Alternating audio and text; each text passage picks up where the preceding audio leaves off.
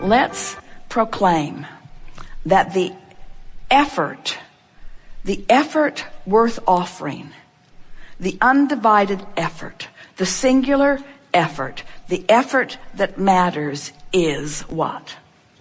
The effort of getting into the vortex, the effort of alignment, the effort of feeling good, the effort of ease, the effort of the vortex.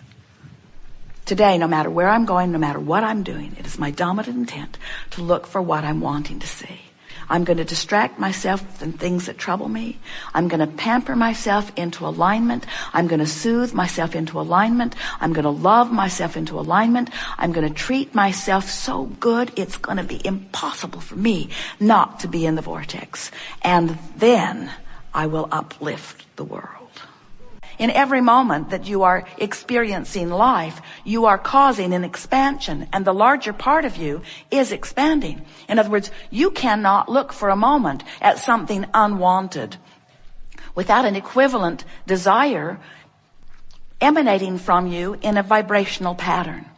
And as it emanates from you, the larger part of you, who is vibration, complete vibration, receives the information of request and gives undivided attention then to the prosperity that you are asking for, or to the improved bodily conditions that you ask for. Let's take it to a place that you can understand even a little more clearly. This is true of every consciousness. And your body is made up of trillions of cells who are made up of consciousness. So maybe you ingest something, maybe you're exposed to something, maybe it's a bacteria, maybe it's a fungus, maybe it's what you would call a germ, maybe it's what you would call a disease, maybe it's what you would call a substance that your body is not good at acclimating to, maybe you ate something disagreeable, couldn't tell by reading the label because none of that makes sense anymore. You ingested something that your body was not accustomed to and didn't really want, and so some cells in your body immediately got out of whack. You know what it's like to take a negative hit? So some cells in your body got a little out of whack, but in the moment of their perception of imbalance, they ask for balance in that moment. Trillions of consciousness within your body asking for improvement in the moment of awareness that something got a little off.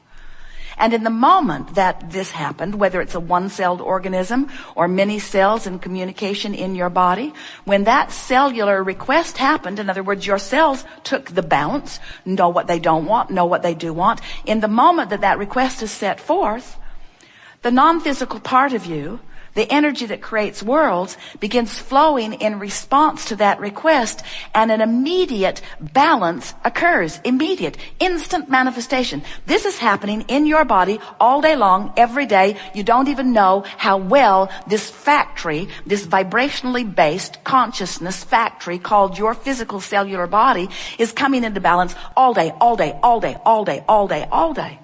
But then let's say you got something you're mad about or worried about or pushing about.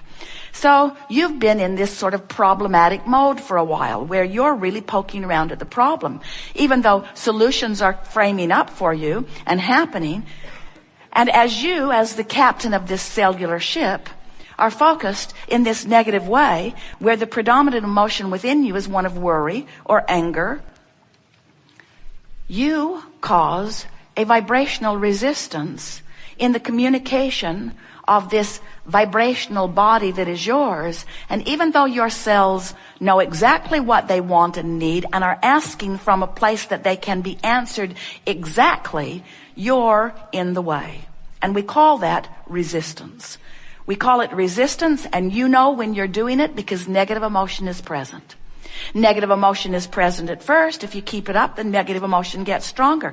If you keep it up, you begin to feel physical sensations. And if you keep it up longer, then your physical body begins to be labeled in medical terms with all kinds of diagnoses that are nothing more than indications of resistance. And resistance is only a problem to you because it prevents communication between who you or part of you, we're talking about the cellular part of you, has become. We will agree that if you're tentatively in your vortex, that almost anything can snap you out of it.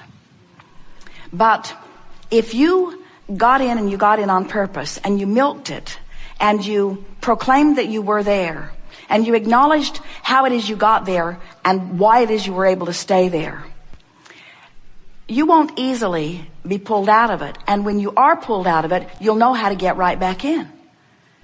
So if you spend more time in the vortex, it is very unusual when you get pulled out. If you spend more time out of the vortex, it's very unusual when you're able to get in. So it's just a matter of how much time. And there are a lot of people who claim vortex-dom more than they really should. Because it's not about the smile on your face, and it's not about even the words that you're speaking. It's about the song in your heart. It's about the glee in your being. It's about the vitality that you feel. It's about the enthusiasm for life, you see. And if once you tune yourself to the frequency of the vortex and get hooked on it, we want you to get hooked on your vortex, hooked on it. We want you to be addicted to the vortex, addicted to it to the degree that it's just so off when you're not in. You see the world as it exists, where you go to work and you watch people driving in their cars, and they don't look all that happy about their cars, and they're listening to stuff, but they don't look that interested in what they're listening, and they go to work and they're not that much interested in work, and they can't wait to go home, but they're not much interested in going home. And then somebody says, let's go to a ball game, and they have a moment of glee. Woo! Drunk, and their team won.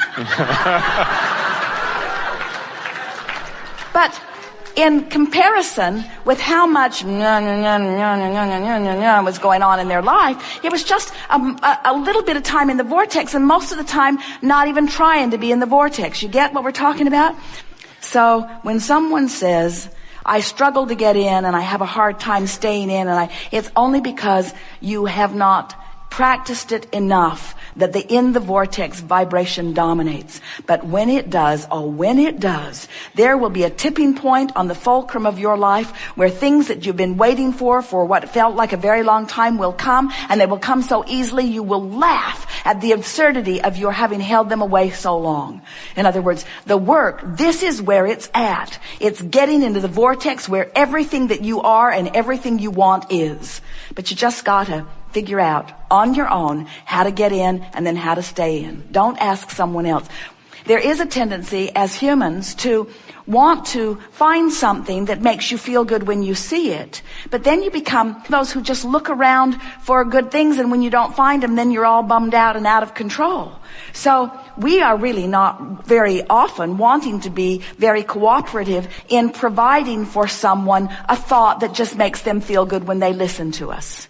We so much would rather that you conjure it, that you find it, that you carve it out, that you own it, that you practice the vibration of it, that you practice the vibration of it until it is yours, until it is who you are, until it is your proclivity, until it is your nature, until it is just who you are, until you are just optimistic, until you are just sure of yourself, until you are just expectant of good things to come. And once you've trained yourself just even slightly in the direction of that, avalanches of well-being will come to shore up your awareness that you are indeed on your path. And the leverage is the power of the universe that you have taken the time to line up with in order to allow the universe to do all the work of assembling all of the cooperative components. Effort that is offered in action by most people is the effort of trying to make things cooperate, make things line up. But when you take the time, and it's very little time comparatively speaking, to get into the vortex, what happens is law of attraction does all the work, just like gravity holds you on your chair. And as law of attraction has already assembled the cooperative components, and now because you're in the vortex, you have become a cooperative component. Now what happens is you feel wonderful. You're glad to be alive. Your day unfolds perfectly. You have activated and engaged the energy that creates worlds and are flowing it through your experience. And that's what every one of you intended to do. Now we want to go back to something that we said at the very beginning of this day. Friends, that's who you are. That's what's in your vortex. Anything less than that is gonna bum you out. That's the way you're supposed to feel. That's the way life is supposed to go for you. And anything less than that is off the path of who you are, you see. Can you feel what non-physical is like in a new and vivid way? And do you get that it's only an emotional journey away for you? And have we convinced you that you are vibrational in nature? And can you feel a new desire moving within you of aligning with the fullness of who you are?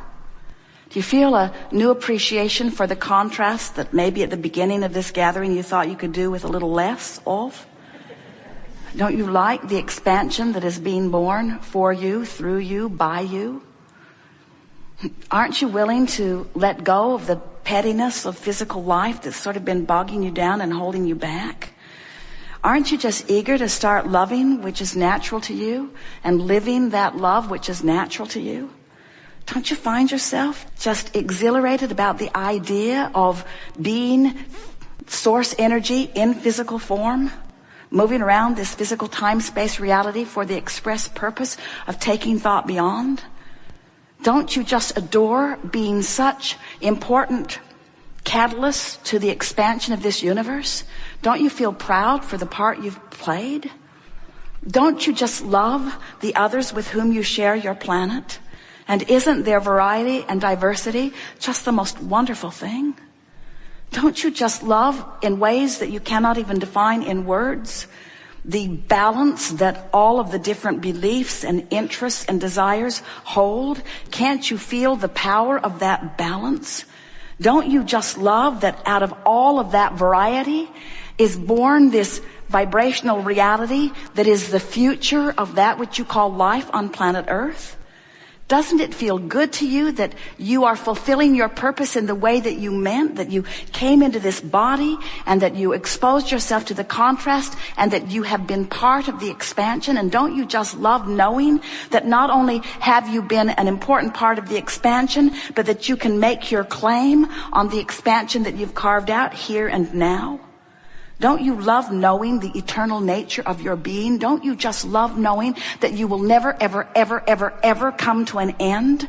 Don't you love knowing that you didn't come here to get something done, but instead you came for the thrill and the joy of being part of the process?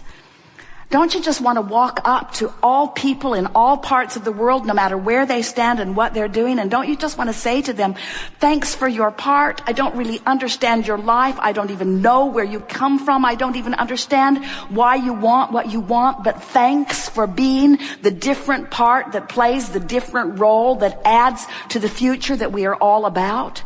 Don't you want to say to everyone, I'm glad to know that this vortex of creation that we have all carved out has well-being of such huge proportion that none of us, even if all of us collectively, humanly, got out of the vortex at the same time, that we could not set off the balance of well-being that is certain for all of us.